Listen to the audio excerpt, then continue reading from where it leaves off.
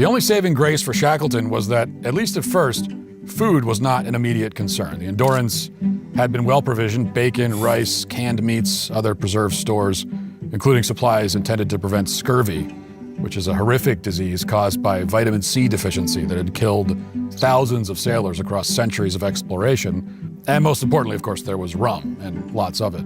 But if the ship were crushed by the ice, as Shackleton already understood, those stores would be lost, almost all of them, beneath the sea. From that point forward, survival would depend on what could be taken from the environment itself: penguins, seals, seabirds when available. And when those inevitably ran out, there remained only one last resource: the sled dogs. By early 1916, with food supplies exhausted and the men on the edge of starvation, each of the dogs would be taken away behind the ice, out of sight of the others, and killed for food. It was done quietly, without ceremony, and those who carried it out later described it as the worst moment of the entire expedition. But standing on the Endurance in 1915, looking out across the pack ice, stretching to every horizon, Ernest Shackleton could not have been entirely surprised. He knew exactly what he was getting himself into. This was Shackleton's third expedition to the frozen South. His first came in 1901, when at the age of 27, he joined a team led by the Antarctic explorer Robert Falcon Scott in an attempt to be the first to reach the South Pole. They made it to the continent and set out overland, traveling on foot and with sled dogs. But the expedition was poorly planned. They didn't bring enough food, nor the right kind of food, and they didn't yet understand how to manage a team of sled dogs in polar conditions. They pushed farther south than anyone before them, but eventually had to turn back.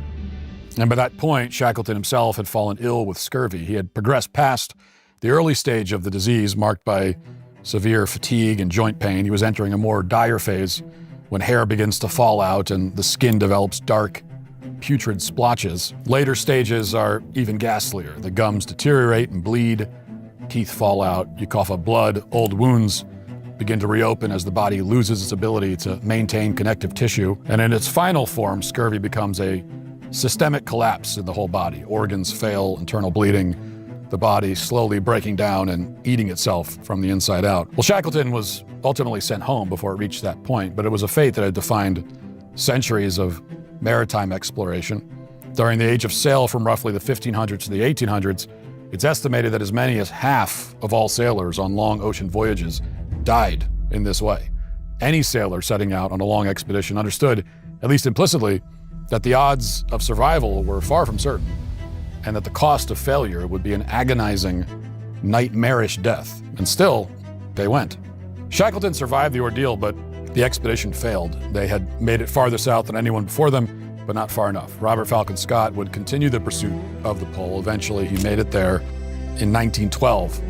Along with a small team of 4 men, Scott reached the South Pole, only to discover that Roald Amundsen, a Norwegian explorer, had already been there and planted his flag weeks earlier.